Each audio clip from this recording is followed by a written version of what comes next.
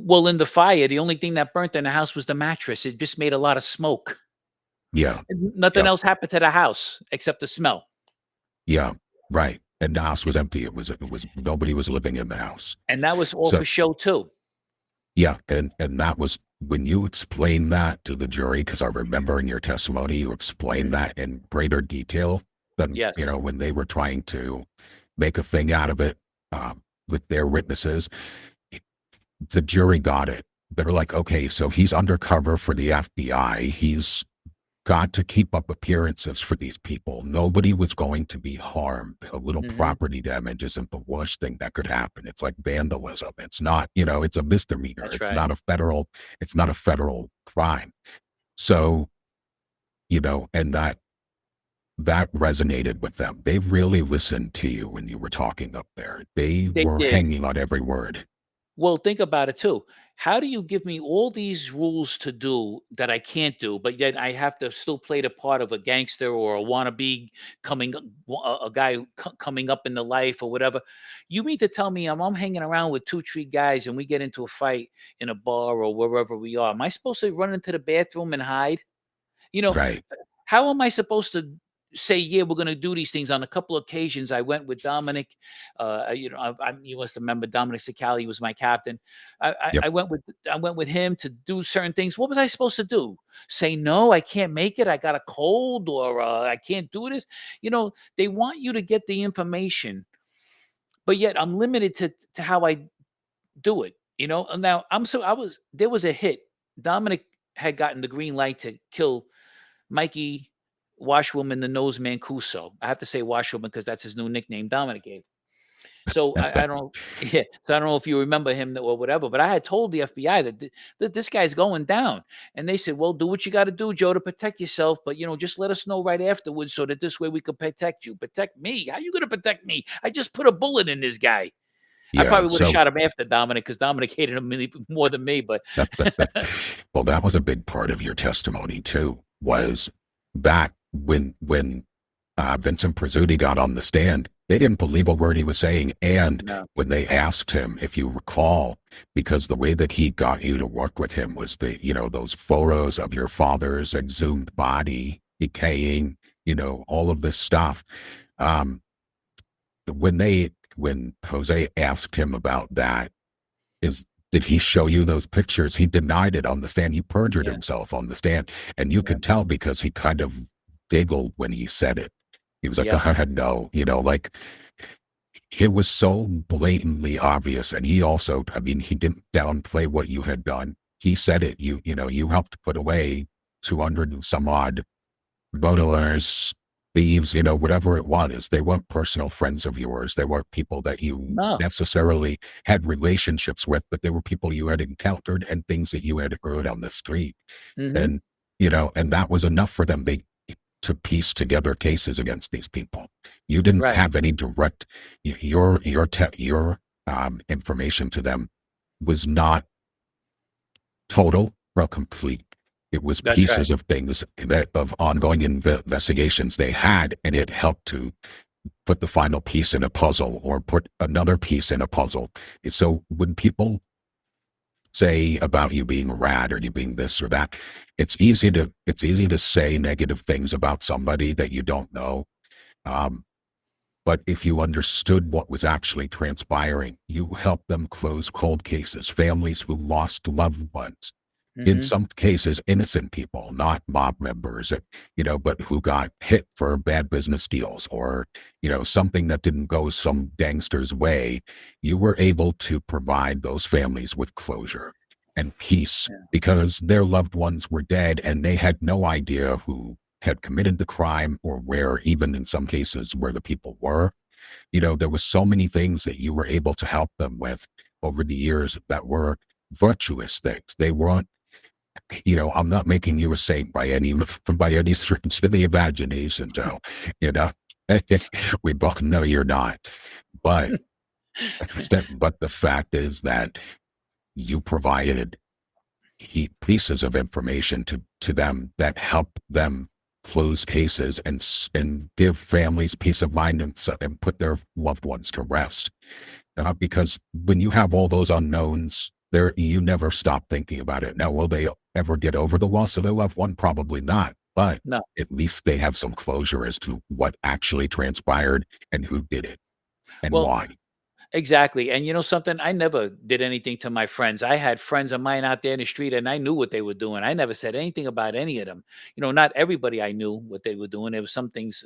One of my friends asked me, I said, "Did you ever tell me anything about what you were doing? Did we ever do anything together? How could I? How could I go up there and lie? If you had the fortitude to go there and face your accuser, that would have been me. So you never did that, and it wouldn't have been me anyways. I wouldn't have been there because I didn't know what you were doing. But I knew other guys that were selling drugs and doing this and doing that, but I didn't care. I'm not going to go against my friends. These people that I didn't know. The only people I got close to back in those days was of course everybody knows Dominic and my rapport with him, Dominick Cicale, and he was my captain. And of course, there was Anthony Donato, Anthony Aiello. I like them guys. Uh, Vinny Gorgeous. You know, these type of people. Those I just kind of gravitated to them. Of course, I knew Big Ernie Mascarelli and everything like that. But and you know, and those kinds of people. Tough Tony from the Park Side who had passed away too. I mean, there's a look. There was Jerry Chili when I was in prison. He was a great guy. Helped me out. He called the minute they came to lock me up and throw me in the hole. He called up his wife to tell her to call my fiance at that time to let everybody know I was in the box. Otherwise, they probably wouldn't have found out for like at least a week or two. So, you know, something to be honest with you, you know, all those other people, they're cutthroats, they're out for themselves, and I didn't know them. So, as far as I'm concerned, I wanted to find out what happened to my father. And I didn't expect to make any friends along the way, except, but you know, I did get close with Dominic, and he's still my friend to this day. And I'll do Yeah. anything for him, just like he'd do anything for me. Yeah, and that's a big part that a lot of people don't know. They when they hear that somebody was an informant, they automatically assume you did something horrible and you're trying to lessen your burden for the mistakes you made by giving up the other guys who were involved in that Right. crime and Right. that capo, right? But that's not your situation. And one of the things that Jose and I um, stressed a lot during your trial was that was that was a big difference between what C5 was used to handling.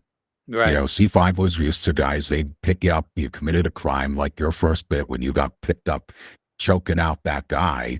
And, you know, they physically saw you choking out this guy. Yeah. So, you know, and if you had other guys with you that were doing it, it would be like you gave those guys up. But you didn't Right. do that. That wasn't the No. case. You didn't, there wasn't a big caper that you were involved in that they needed to use that to flip you. You flipped because of your father, and Yeah. and all of this, it resonated with Jose. It resonated with myself and other members of the defense team, and we had a big team behind you. We had a Yes. lot of people behind you. I can still remember we filled that little tiny bar that was around the corner from the courthouse. We packed that place with just Yeah. our people. Just the defense team was packed. I You don't know how know, good the food was, but it sure felt a lot better from what I was eating for that last 19 months that I was in there. You know, and I and I want to say one other thing. Let me see what somebody else is going to do if they found out that they're or heard or suspected was told, whatever you want to say, if their father was murdered, what they would do. Now, you know, you get all kinds of people say, I do this, I do that. Yeah, okay. We all could say that after the fact, okay? Just everybody's like the guy. a keyboard tough guy. Yeah, just like the guy gets in the ring and he goes, "Oh, the first round, I'm gonna play with him a little bit. I'm gonna do this. I'm gonna do that." Then as soon as he gets hit with a punch, the whole fight game Oh, like, changes. You know what I mean? Look, exactly, exactly. Until, and this, I mean, this is true of anything until somebody actually experiences an event for themselves. If it's not direct, you know, until it actually directly affects them or someone they love, they have no idea what their reaction is going to be. I when know I can tell you, you know, I have some hobbies, and there are people that claim they're going to be able to do this, and this in a, you know, an emergency situation or in a stressful situation, and completely freeze up. They're like deer in headlights. You know, they have Yep, no idea what to do. So nobody yep. knows until the pressure's on them what actually it's going to work for them, what they're going to be capable of. I'm sitting in That's the the tr bullpen in MCC, and I was on this one floor, and then once it got outed that I was an informant, they had to move me from another floor because there was threats on my life, obviously. And so then I was on the floor with this guy, he's a wise guy, Joe Waverly, and I had just a few words with him, nothing bad. He didn't do anything. It was all talk because there was a couple of guys around him, but they didn't do anything. And anyways, uh, but I said to myself, I says, when I was in the bullpen, some of the guys I was on the floor with previously, they walked by me, and one of the guys says to me, he says, "Joe, do whatever you got to do to get out of here. Good to see you again." He said, "This place is nothing but a hellhole," and Yep. something that made me feel pretty good when I heard that too. Yeah, and if I recall, you had a friend from your first bit, Dean? Yeah, Dean Cerati. Yep, my dear friend. I mean, this guy Dean and myself, we spent over a year together. I think over a year. No, more than a year because we not only was in Otisville together, then we went to Valhalla in White Plains because the federal government rented out a floor up there because the prisons were overcrowded. So we spent like a couple of years together. Okay, on my first bid, and so my fiance, he knew I was in contact with him, and she reached out to them, and we were still writing letters back and forth, him and I. So she flew him in, and so he's sitting. I went to the trial, and now I come out, and I seen her sitting there, and I said, "Who's this guy sitting close to her like that?" Like just looking, and I'm going like this. I said, "Oh my god," because he looks different now. I haven't seen him in. I guess I didn't see him in over 10 years, maybe more, 20, almost 20 years.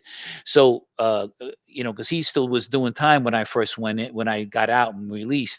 And I sent him food. I sent him money. I wrote him letters and everything still while he was away. Well, don't you think it was him sitting there? I couldn't believe it. But when I saw him sitting there, it gave me the strength to just, when I went up on the stand to testify and I saw him there, besides the fact that I was, praying a lot with God and stuff, when I saw him, I was like, and he just nodded his head like this to me. And matter of fact, he's in one of the pictures that my assistant's going to put on the screen for us, when it views it, after recorded. But yeah, when I saw him, that was it, man. It was a pleasure to see him after 20 years. But for him to be there by my side for the courtroom is something I'll never, ever forget.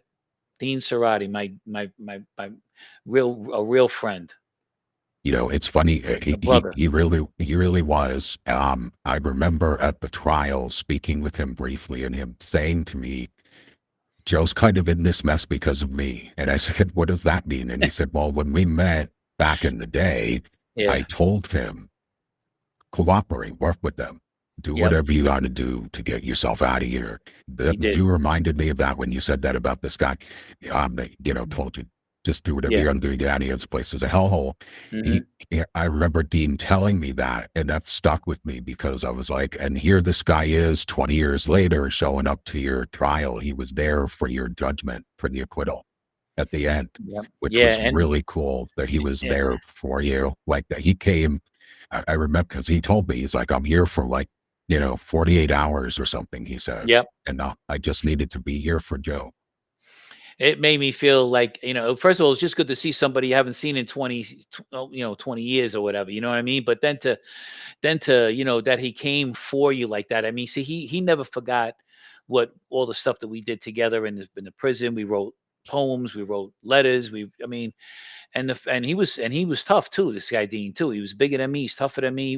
He used to do a different kind of martial arts than I did too. And we used to practice in the cell together. But he was tough. This guy, but he was smart, a little crazy, but he was smart. A good crazy, I guess you want to say.